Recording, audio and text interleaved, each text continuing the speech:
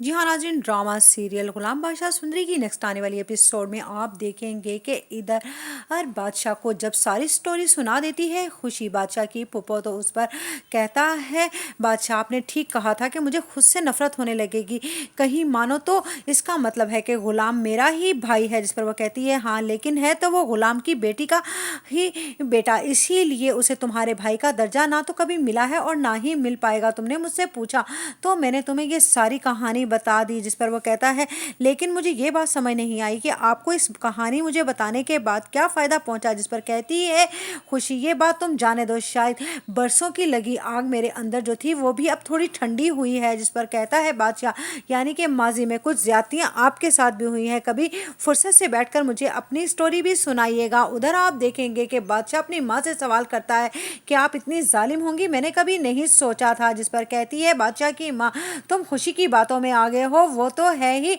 हम सबसे तंग और जेलस, इसीलिए उसने तुम्हें मुझे भड़काने मेरे खिलाफ भड़काने में कोई कमी नहीं रखी। इसलिए तुम ये मत समझना कि तुम्हारे बाबा साहब या मैं अच्छे लोग नहीं, अगर कोई अच्छा नहीं था तो वो थी तुम्हारी दादी। उधर आप देखेंगे कि गुलाम के साथ सुंदरी को रहते हुए काफ़ी दिन हो जाते हैं और इधर गुलाम ये सोचे बगैर कि उसे अपने काम भी अंजाम देने हैं, वो बस सुंदरी की खुशनुबी में ही लगा होगा। जिस पर सुंदरी कहती है कि इतना ख्याल तुम सिर्फ मेरा रख रहे हो या औरों का भी रखते हो। जिस पर कहता है गुलाम मैं इसलिए तुम्हारा ख्याल रख रहा हूँ, तुमने ही तो मुझे बताया कि तुम्हारा इस दुनिया में कोई नहीं है और मुझे लगता है कि जवान लड़की का इस तरह से तन्हा माशरे में कुछ अच्छा नहीं होता। बस इसीलिए जब तुम्हें तुम्हारा कोई अपना मिल जाएगा तो मैं उसके पास तुम्हें छोड़कर अपने एक काम पर लग जाऊंगा। उधर आप देखेंगे कि आती है खुशी के पास बादशाह की माँ और कहती है ये जो कुछ आग तुम हवेली में भड़काने की